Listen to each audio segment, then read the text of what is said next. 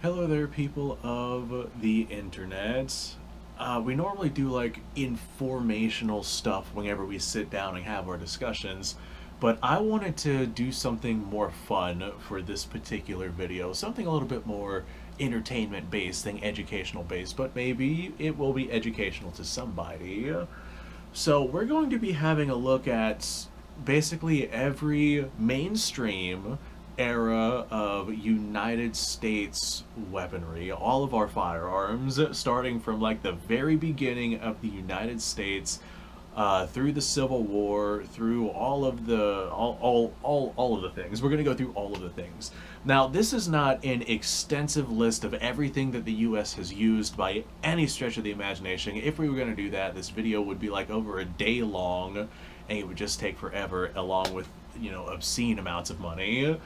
So this is just a very quick, not necessarily comprehensive guide, but a very quick just run through for entertainment purposes. So in the beginning, in the beginning, God said, "Let there be light." No, that's a different discussion. In the beginning, the United States was using muskets. Like smoothbore muskets were the far most common style of firearm to find. There were rifled muskets out there, but by a pretty huge margin, smoothbore are what you would find.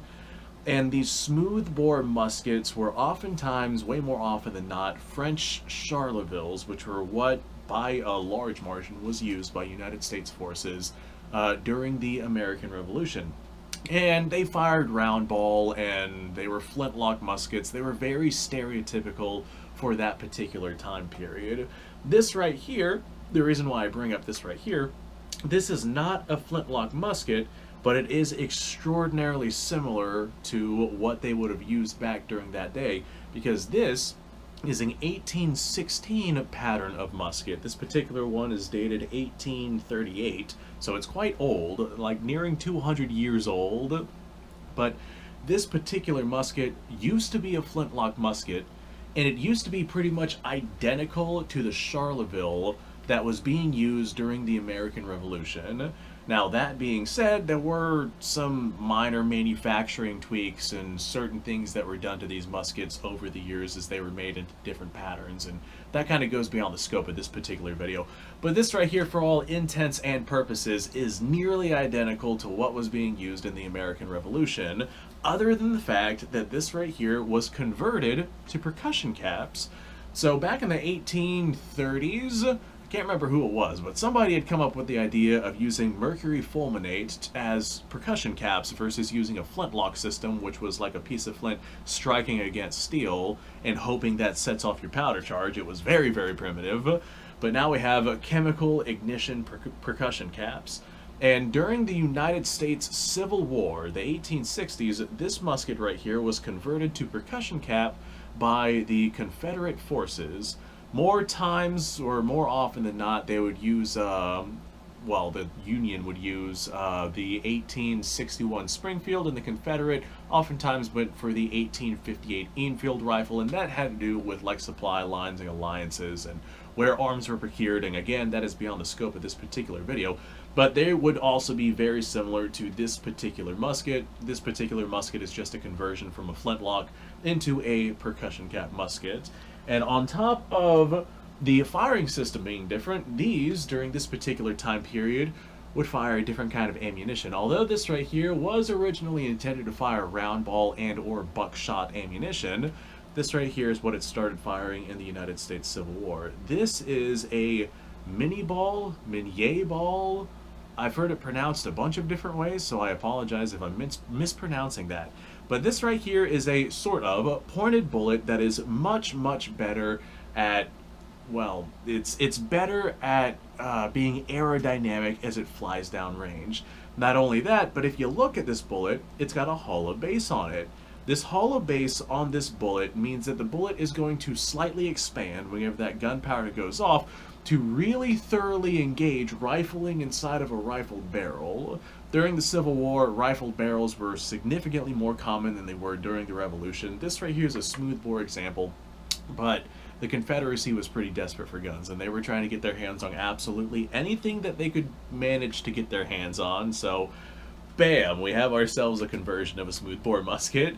But the 1858 and the 1861, both those were rifled, and they both utilized these particular rounds to significantly great advantages. The thing with a smoothbore musket is you don't have to worry about engraving rifling into your bullet as you push it down the barrel, and that makes smoothbores really fast to reload.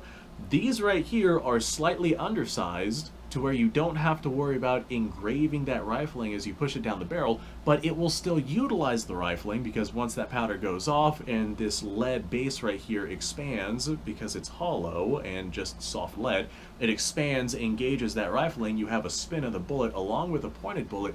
It's a really good, effective way to have an accurate projectile with a firearm that you could load rather quickly.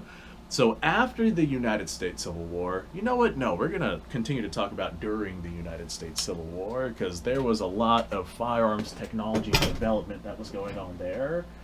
Even during that particular time period, muskets were beginning to get obsolete. There were firearms out there that were able to load and fire multiple projectiles, and we saw that a lot of times with their handguns. Revolvers were absolutely mainstream during the United States Civil War.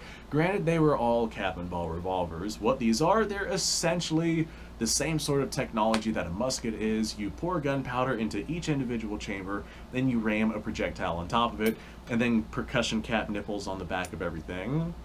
So the 1851 back then, they were all, I think, 36 caliber, and the 1860, along with the 1858 Remington, I think it was called the New Model Army at the time, these were all very mainstream styles of revolver that were used very diligently during the Civil War. I think that's the right word that I'm looking for here. They were very, very common, absolutely all over the place. It wasn't until after the Civil War where cartridge technology began to really take off, where we started seeing loading gates in cartridge technology and firearms start to pop up, like the Colt Single Action Army, for example. That's another extraordinarily popular one. It had a loading gate on the side with an ejection rod on it. This way you could just put in new rounds, fire those off, eject the old rounds, put in new ones. It was a much faster, more efficient way of being able to load your revolver versus pouring gunpowder into each individual chamber and ramming a projectile down into each individual chamber and then putting a percussion cap on each individual chamber. Essentially, to reload one of these, you had to assemble your own ammunition, and doing that in the heat of the moment, that was just not a good idea. It was not going to happen, and that's where the idea of these loading gate revolvers comes in play. So during the Civil War, cartridge technology, although very primitive, it was around, and we started seeing just how effective repeating firepower could be. This right here is the old 1860 Henry, and this is one of the first iterations of lever action designs that would be seen during this time period, and this particular rifle would give way to a whole slew of all sorts of different lever actions that just completely overtook the American culture. Is that the word I'm looking for? The American culture for many, many years, to the point where lever actions are still an American staple even to this day. 1860 lever action, it held 16 rounds of 44 Henry rimfire. Not the most powerful of cartridges. It was a 44 caliber bullet with 28 grains of black powder behind it. So it was essentially a pistol caliber carbine, but it was a full-length rifle. This is quite the long boy, and you need that long boy status to get your capacity, because the magazine tube is on the bottom of the barrel. So this right here showcased just how capable repeating firepower was, because if you had a lever action like this with 16 rounds in the thing, and you were going up against dudes who had single-shot muskets, you were essentially a god on the battlefield. But the United States government didn't want to supply the ammunition necessary to keep things like this running, so what they ended up doing after the Civil War was they went out and they converted a bunch of muskets to a trapdoor system. Original trapdoor systems, this right here is what we got right here. Original trapdoor systems were a 58 caliber that had a rimfire cartridge inside of it, and they were more or less a musket design that had a trapdoor on it that you opened up so you could put a metallic cartridge in the back. They essentially turned them into breech loaders. That 58 caliber rimfire cartridge ended up turning into the 5070, and then that 5070 ended up becoming the 4570 whenever the United States government adopted the 1873 trapdoor Springfield rifle, which is what we have here.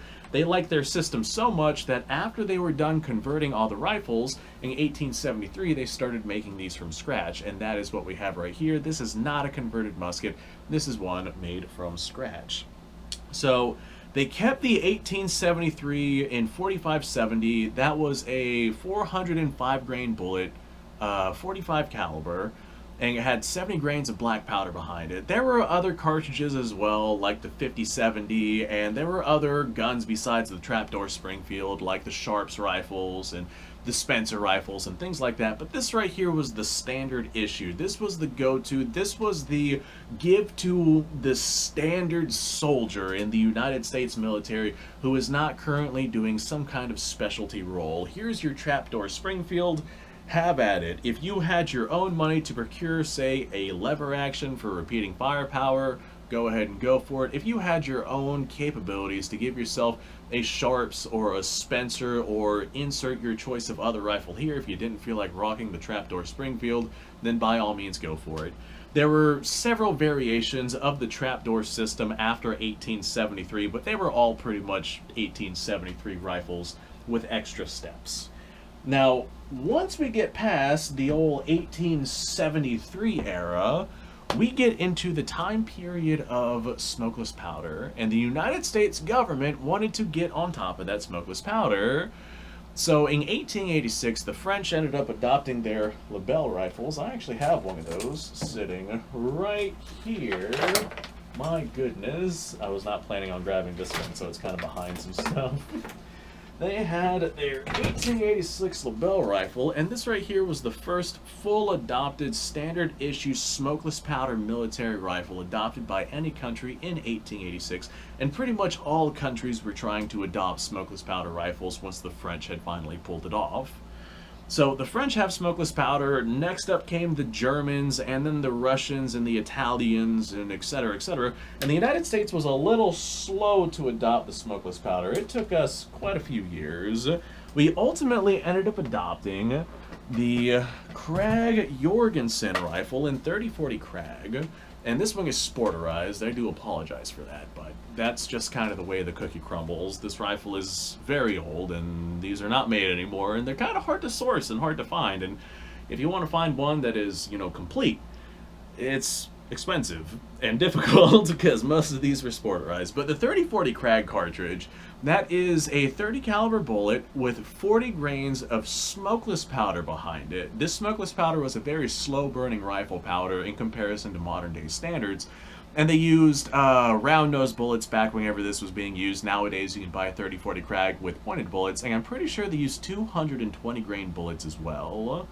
So they were relatively fat, heavy, slow-moving bullets by today's standards, but comparing them to the black powder bullets that were being used, this was cutting-edge technology. We had the old fat 4570 round, which was going to be moving 1,500 feet per second on a good day, and then you load up some 3040 Krag, which is going to send that 220 grain round nose bullet, probably moving, I don't know, 2,200 feet per second. I can't quite remember off the top of my head, but that sounds about right. Actually, that's more like 30-30 level territory. Not with that heavy of a bullet, I'd say that sounds about right. So we're going to say around 2,000, 2,200 feet per second, somewhere around there. That is a significant upgrade in velocity. That's also significantly lighter weight ammunition than the 405 grain bullets from that trapdoor Springfield. So this right here utilizes a capsule-style magazine here on the side of the rifle. Really unusual in comparison to what we're used to nowadays. But it holds 5 rounds of this 3040 Krag ammunition. These capsule-style magazines are really good at preventing rim lock. I don't know how they do it. Some kind of magic system wizard nonsense going on with this particular rifle. But these Krag Jorgensens, they're as smooth as butter. Anyone who's ever used these knows just how unbelievably smooth these rifles are, and they are smooth. They're dramatically nice. This right here is by a huge margin the smoothest rifle I have, and I have a lot of different options to pick from. So these had magazine cutoffs just because way back in the day they didn't want soldiers wasting ammunition. That was a big concern for them. So they ended up equipping everybody with a magazine cutoff, so they had to use their rifles as single shots unless they were in a really bad spot, then they could swap over their magazine. And that was something that many countries were doing. Like the British, they had their magazine cutoffs. There were several Mausers out there that had magazine cutoffs and whatnot.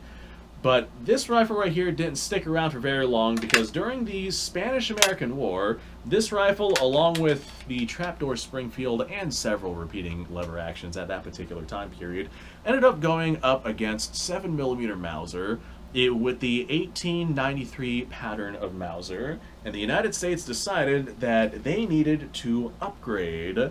I am sure a lot of you know where I'm going with this. I'm probably going to bump my camera stand grabbing this.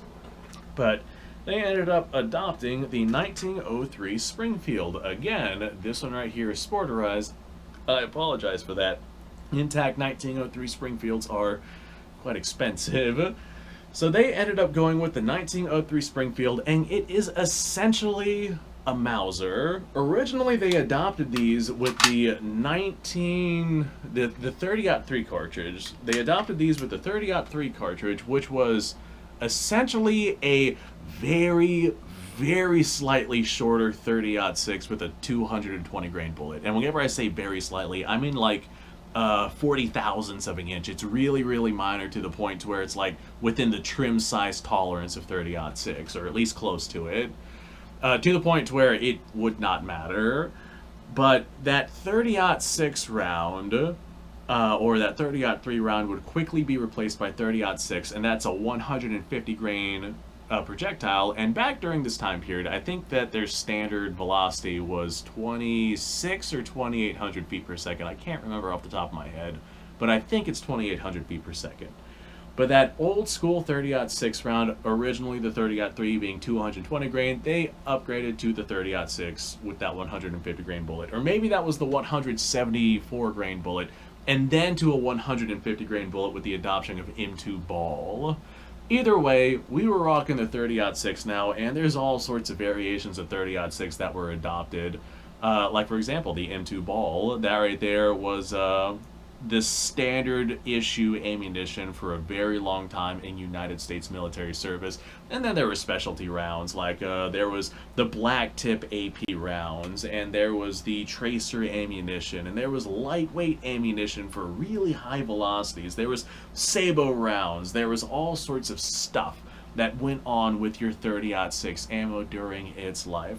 But this rifle right here is what the United States would bring into the First World War, and ultimately the 1917 Enfield, which was essentially a pattern 14 Enfield that the United States was making for the British, but the United States made it for themselves in 30-06 versus the 303 British round. The United States made the pattern 17 to also serve them in the First World War, and both the 1903 Springfield and the pattern of 1917 would also see their debut all the way through to the Second World War as well. Now, I'm getting a little ahead of myself because we forgot one particular firearm. Just before the World War, in the year 1911, you guys know where I'm going with this, they ended up coming up with a semi-automatic handgun. Go ahead and take this magazine out because that's got ball ammo in it, but there's nothing chambered in this. So this particular one is a 1911 A1 model, and there's little variations and nuances that go into 1911s, but for all intents and purposes, this is good enough for representation purposes of the 1911. So this right here, 45 ACP, it's a 230 grain bullet moving about, from this length barrel, about 800 feet per second. And it was adopted to replace the old school revolvers that the United States had been using for a long time. These particular revolvers were 38 caliber, and they were not doing the job in the Philippines that the United States needed their revolvers to be able to do. So ultimately, time goes on, and the new technology for that particular time period is getting away from revolvers and looking more into semi-automatics, and bam, 45 ACP and the 1911 is made. There's more that goes into that particular story, but this isn't a video talking about the development of the 1911. Like, if we wanted to start from the 1900 and go into the pocket Brownings and the hammerless guns and all of the other things that went into the development of the 1911, we'd be sitting here for probably the length of another video.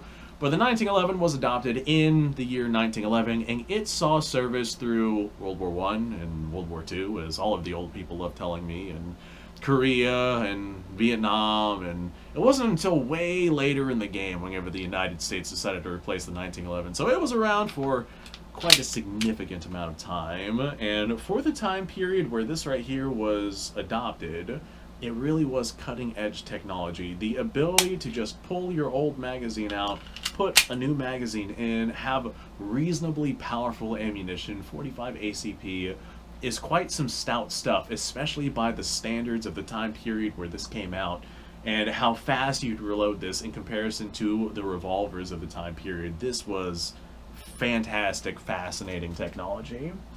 So, come World War II, the United States ended up getting away from its World War I technology, which is something that most countries elected not to do. Many countries went into World War II using the same technology that they had used in World War I. And that World War I technology, realistically, was already outdated by the time World War I came around, because it was technology that was developed in the late 1800s. So the United States tried getting away from bolt actions in their World War I stuff in terms of standard issue firearms that they were giving out to all of their soldiers. So in terms of full power rifles, they ended up mass adopting and giving out these right here. This is the M1 Garand, or Garand, however it is you want to pronounce it. It takes that same 30-06 ammunition, seeing if there's a clip in this one, takes that same 30-06 ammunition that the 1903 and the 1917 took. The only difference is this right here takes M2 ball ammunition. That was standard issue for the time period whenever this was adopted and mass issued. So the M1 Garand was given to basically every branch of military service besides the Marines in the Second World War. It took the Marines a little bit of time to be able to get their hands on this particular rifle, but in comparison to the bolt-action rifles that the United States was using in the First World War, and that damn near every country had as their standard issue rifle in the Second World War, something like this right here was a dramatic advantage on the battlefield. You have a semi-automatic battle rifle that's fed with 8 rounds of 30-06 with an in-block clip. You could carry a pretty substantial amount of ammunition on your person without really sacrificing a lot into weight. Like, say, the BAR rifles, the BAR, the 1919 BAR, which I think was the variation that was being used in the Second World War. Those were oftentimes issued with full-fledged metallic magazines that were quite heavy. They held 20 rounds of 30-06, and they were intended to be squad automatic weapons versus a infantry's or rifleman's infantry firearm, which is what the M1 Garand was. The standard issue, give to everybody semi-automatic firearm. This right here was what the United States was using at the time. This was the full power battle rifle that we elected to go with. I think it's a very good one. Even by today's standards, something like this right here could do most jobs that most people would need a firearm to be able to handle. But technology was changing, and times were changing, and ideologies were changing. And as mechanized troops became more of a thing, as the idea of soldiers, not everyone needing a full power battle rifle came to be, we started seeing the developments of, say, the M1 carbine. Now, the M1 carbine is kind of a gray area in terms of what it is. It has like a pistol caliber cartridge, but it's sort of like an intermediate rifle. So what this thing is it's chambered in .30 carbine, and that has about the same power as .357 Magnum. There's a little bit more that goes into that, but that's a discussion for some other video. So normally it would hold 15 rounds. There's 30 round magazines out there if you want to go out and get it, but normally it would hold 15 rounds of ammunition. External magazines, light recoiling. This particular carbine is very, very lightweight, and it's intended to be fired out to about 300 yards. These rifles were handed out to people who were not necessarily going to be on the front line, like cooks, doctors, surgeons, truck drivers, artillerymen, people who might need to defend themselves but didn't necessarily need to be lugging around a full power, full weight 30-06 M1 Garand. Now, that being said, there were also officers who used these. They were just a good way for an officer to have his way to defend himself. And there were also paratroopers that used these just because they were super lightweight and handy, and if a paratrooper is going behind enemy lines, odds are he's going to be within that 300-yard range anyway. So these definitely saw plenty of use. They got around. There were a lot of people that used them in the Second World War, way beyond the scopes of what these were actually intended for, and that really gave nuance to the ideology behind having a lightweight, light recoiling rifle that you could carry a lot of ammunition for that was still capable out at the distances that most combat was taking place at. Now, during the First World War, there was some innovations with U.S. small arms that didn't quite make it into the First World War. And we saw some variations of other countries utilizing this technology themselves, but really it wasn't until the Second World War where we saw the debut of this particular style of technology, and that is submachine guns. The United States ended up implementing the Thompson submachine guns they tried in the First World War. It looked very different in comparison to what I have right here, but it wasn't until the Second World War where the Thompson really started to see use in common warfare, in the common battlefield. So there's a lot of development that went on with this particular style of firearm, but more or less it started off very expensive. They made it cheaper as the war went on. Eventually they made it just as cheap, straight blowback system. They got rid of all the fancy stuff like the fancy wooden hand grip and whatnot. They stuck on just this box style of handguard, I guess. Due to the fast fire rates of these particular firearms, they are chambered in 45 ACP, just like the 1911s. They are a pistol caliber. They're not made for long distances, but they do fire very, very quickly. They were ideal for the urban environments that World War II was shaping up to take place at. These originally had a 20-round magazine in them or a drum magazine that went along with them, but eventually the 30-round stick magazine was just seen as the best option, the best alternative.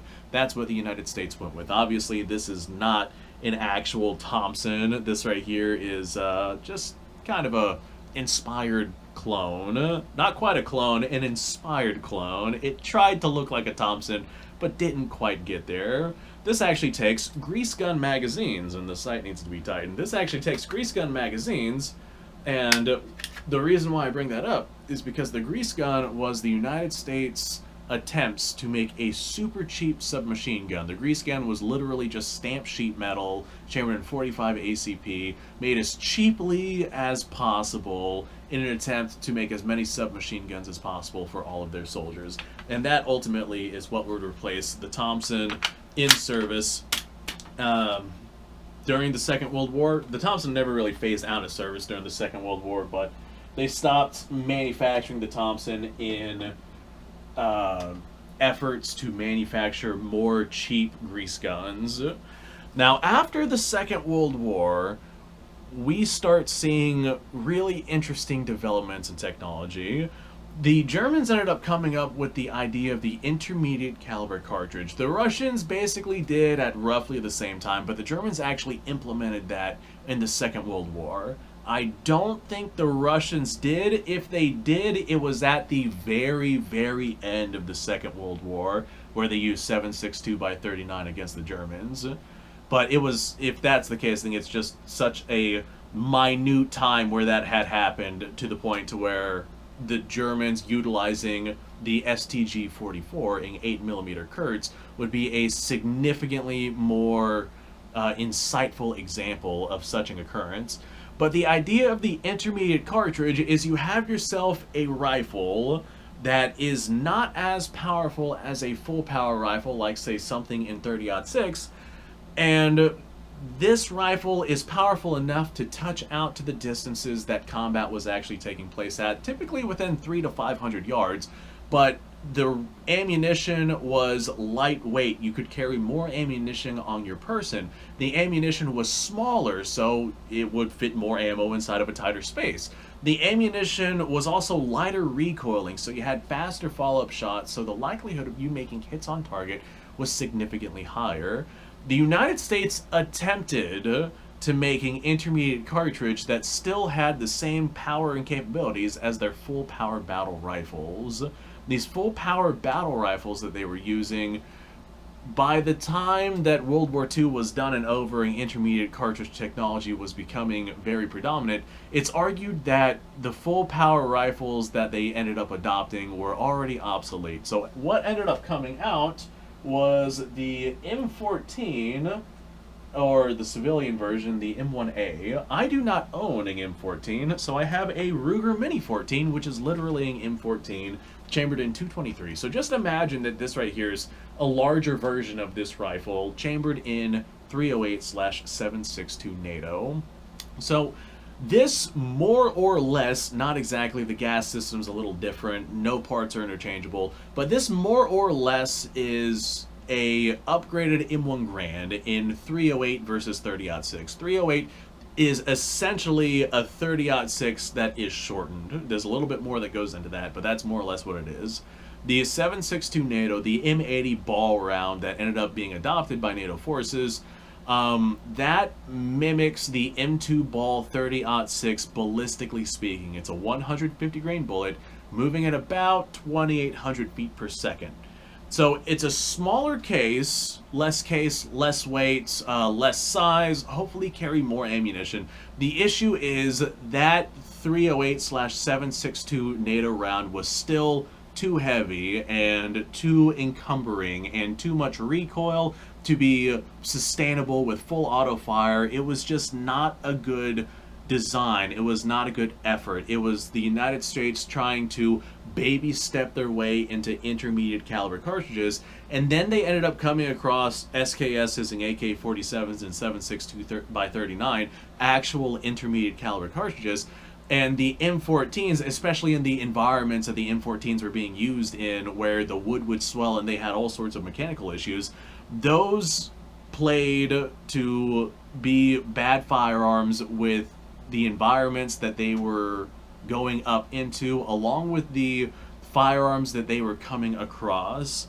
The M14 in the jungles of, say, Korea or Vietnam, jungles of Vietnam, I don't think that the M14 was used in Korea, but the M14 in the jungles of Vietnam, where the Vietnamese soldiers had AKs in this intermediate cartridge, and they were oftentimes in extraordinary close proximity with one another, those M14s really did not stand a chance against those AKs. There's a reason why the United States saw enough of an incentive to swap over to a true intermediate caliber cartridge, to the point to where they did not want that intermediate caliber cartridge. They were willing to sabotage the rifle in an effort to avoid it, but they still ended up ultimately adopting it, because that full power 7.62 NATO cartridge, in the environments that the United States was facing at that particular time period, it was just not a great setup.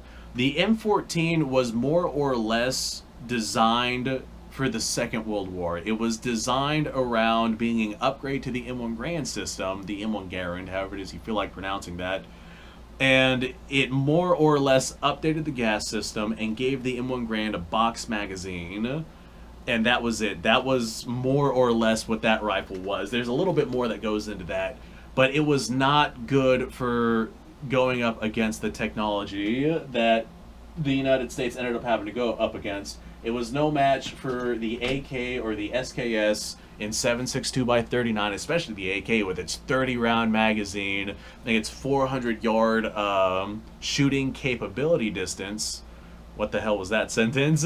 Its ability to shoot out to about 400 yards. The M14 definitely had more range, but they weren't facing any combat at ranges that outclassed the AK-47, but didn't outclass the M14. And so as a result of that, you have the M14, which is this full power battle rifle. You have soldiers with less ammunition and in close proximity to dudes that have AKs. It just did not stand a chance, and that is one of the reasons why the M14 was so quickly replaced. And it was replaced by this right here. This is an M16. This is not a clone. It's more like an inspired build, and a lot of people look at this and they're like, what the heck am I looking at? That doesn't look like anything I've ever seen in my entire life. So I got some A1 stuff going on, I got some A2 stuff, some A4 stuff. I got a lot of things going on with this particular M16. So this is obviously not a clone by any stretch of the imagination, but boy is it fun. I've actually got a 1 in 10 twist barrel in this, and it's, in my opinion, the best compromise for both 55 and 62 grain bullets, but that is a topic for another time. So the United States slowly adopted the the AR platform, which became the M16 platform over time. It was like the 601, along with a couple other variations. It was the United States Air Force that first adopted these rifles in an attempt to have some lightweight rifles for airmen and air service, etc., etc. Eventually, over time, the United States Army and the rest of the United States military decided to adopt these particular rifles. There was a lot of sabotage and a lot of attempts to keep the M14 without adopting these lighter weight rifles in 5.56, which is a lighter weight ammunition that is just traveling super, super fast. So there were a lot of efforts to not adopt this rifle by people who preferred keeping things more traditional, but ultimately the AR platform would be adopted in many different forms in the United States military.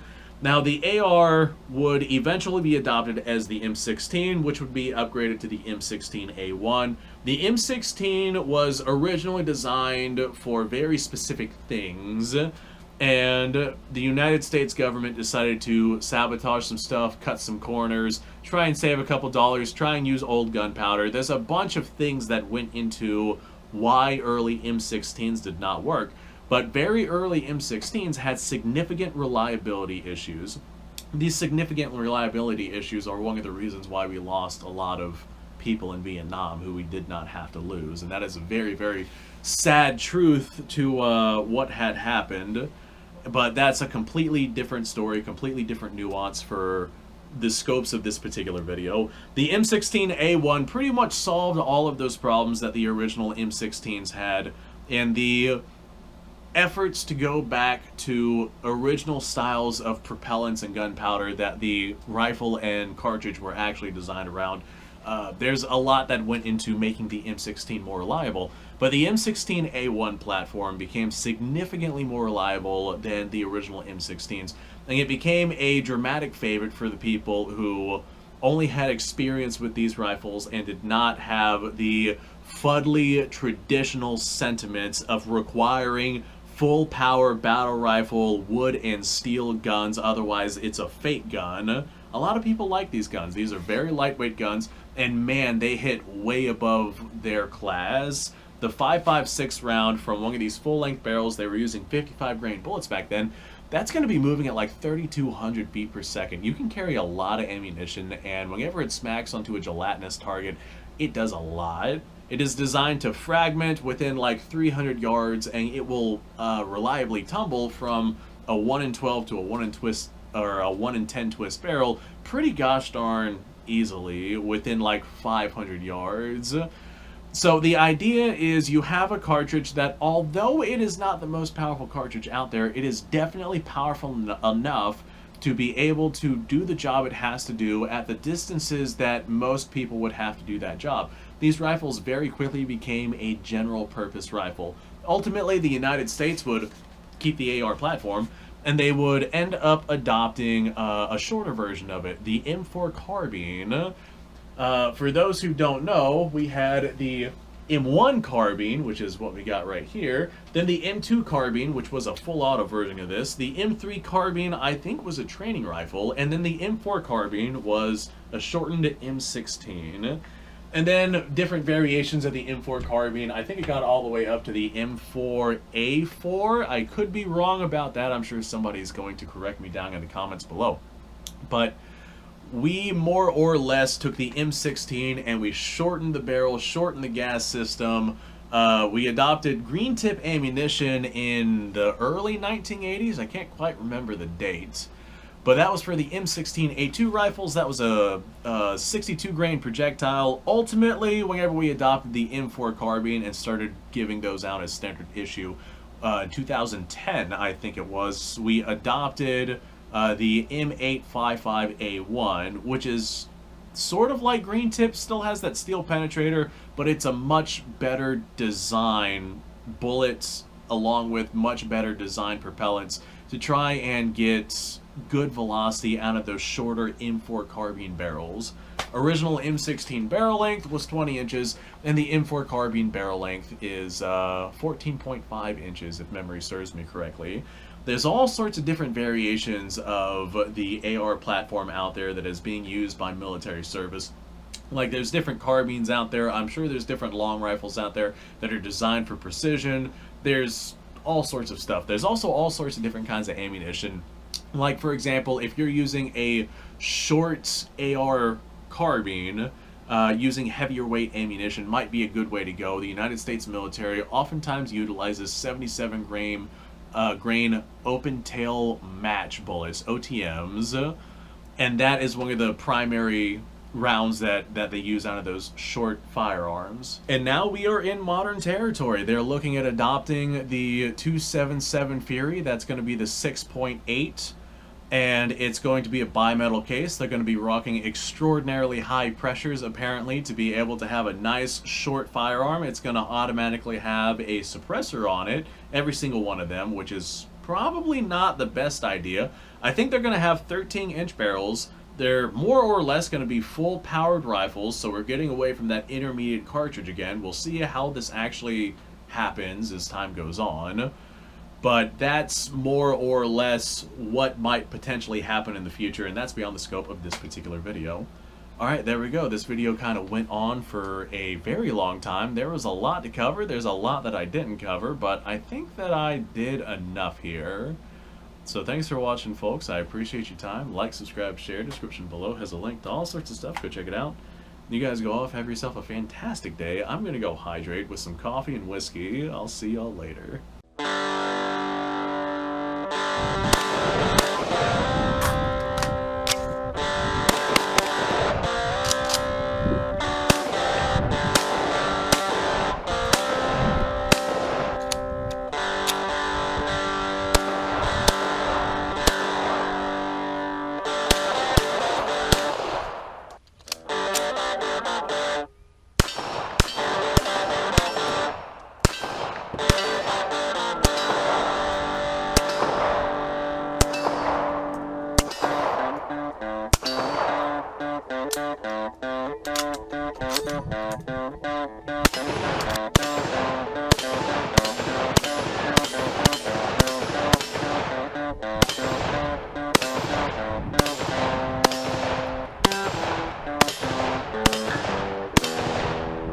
Been a little while since I've done this.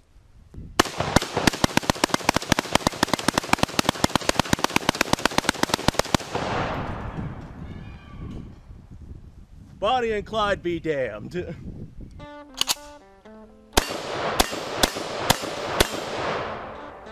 Poor man's Garrett.